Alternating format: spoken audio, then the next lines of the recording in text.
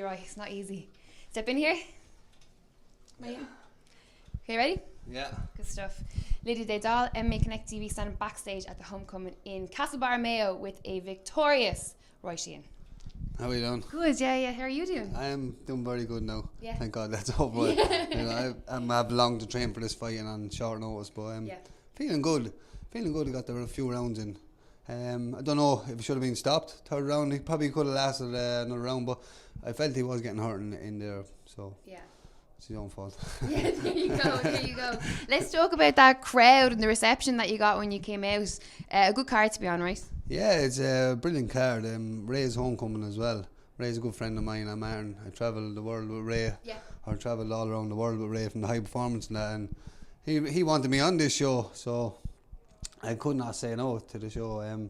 The crowd out there is brilliant, as I know a lot of these down here in Mayo, as I was down at Ray's wedding and I was often down here drinking and partying with Ray, might as well say, so. Say no more. Yeah, say no more, but great atmosphere down here. Yeah. As I said, I know a lot of people down here as well, and great crack. And they seem to be big boxing fans as well. Yeah, they're very big boxing fans. Every time I come down there, they're always asking me about boxing. I don't tell them, shush, I'm down here drinking, just leave it off, but it's brilliant, and I can't wait for Ray's fight now shortly, and big opportunity, big title on the line from top 15 in the world.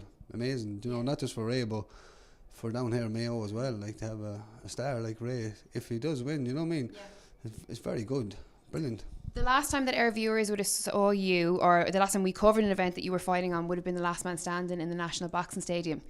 Talk us through that night. That was another great event to be on. Yeah, that was absolutely brilliant that night.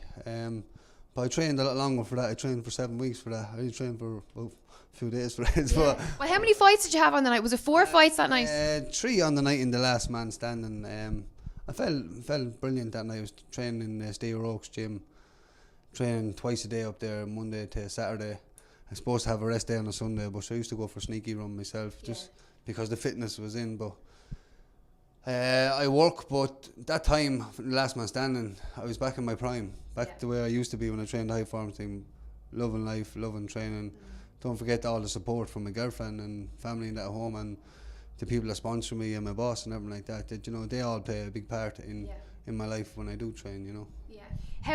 How difficult is it, or is it difficult to hold down a full-time job and also train as a full-time athlete as well? It can't be done, really. I just put it straight out there. It can't be done, but it's hard for me because I won the Last Man Standing, and people think I have ability, and I know myself, if I did train, I could go far. Not saying I would beat anybody, I'm not calling anybody out, or I'm not better than anybody and saying anything like that, but I just think if I did train, I could go a bit further. But just financially, it is very hard for me to do all this. I imagine that's quite frustrating, in a kind of you're at the top of your game in terms of you're on a card like this, you're winning Last Man Standing, you're a name that everyone respects and recognises. And for you to say, if I had the luxury of financial support, or if I didn't have to work, that maybe I could be a little bit better, or, so how does that make you feel in terms of, reaching your true potential? Well, it's probably really my own fault. Well, not really my own fault, but it's in a case, I have to work, I need an income every week. I know my girlfriend or one of my kids doesn't like me saying this, but I like to provide for my kids as well. I'm not saying that she doesn't. She does everything for them, and even if I didn't provide for them, she would do this. I know that. But it's just I like to be there to spoil them as well. Yeah, of course. It's hard. It's just hard. You know what I mean? I like work. I do groundworks for Dan Curtis, Kendra Civil Engineering. And even the work I was doing I was done water, broadband. I'm on groundwork now. I'm learning every time, and I like this for the future as well, as I'm learning and for all on the building sites and that.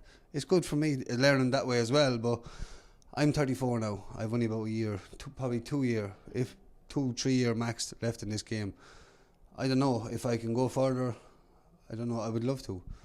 And there is money fights there for me, and there's a few offers put to me to Mexico, America. There's loads of fights out there for me, and they're put on the table to me. But I'm not really sure. I can't just say I'm going to do that. I have to speak with my family and Yeah, of course.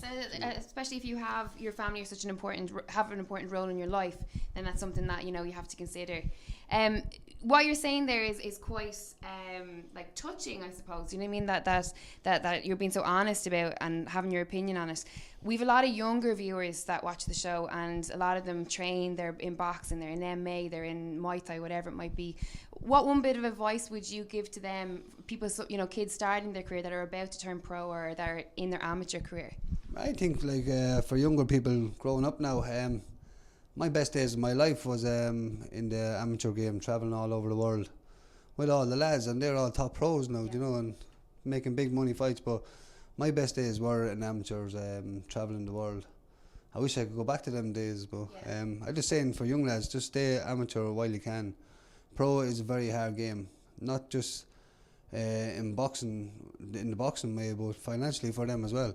They're okay, some of them have no kids or whatever, they just think training, everything costs in pro. Travelling, equipment, just everything is costly, you know what I mean? Just be careful, all the young lads that are going pro. Hopefully have someone backing you all the way. And a bit of sponsorship off anybody is great for you. Yeah, absolutely. You need it. Listen, I've got some great words from you, Roy. And what you can do now, you can stick around. Obviously, you're going to stick around and watch the fights. Few points, or what's on the agenda? Yeah, definitely a few points, Well deserved. Yes, I'm looking forward to a point now. My girlfriend's here, my brother and all that's here, my friends are here, so I'm going to have a few. I don't think I'll put down many. I say 4 or 5 now, be up my back. But it's always the way on fighting, isn't it? You think that when you finish fighting, I'm going to have a couple of points, but your adrenaline's going and the whole lot. Of course, yeah. Well, I want to go here and watch Ray and Spike's fight. Ray is going to be a cracker of a fight, and it's going to be, the atmosphere is going to be brilliant. And the ring is small, and the two of these like to fight toe to toe. It's going to be a cracking fight.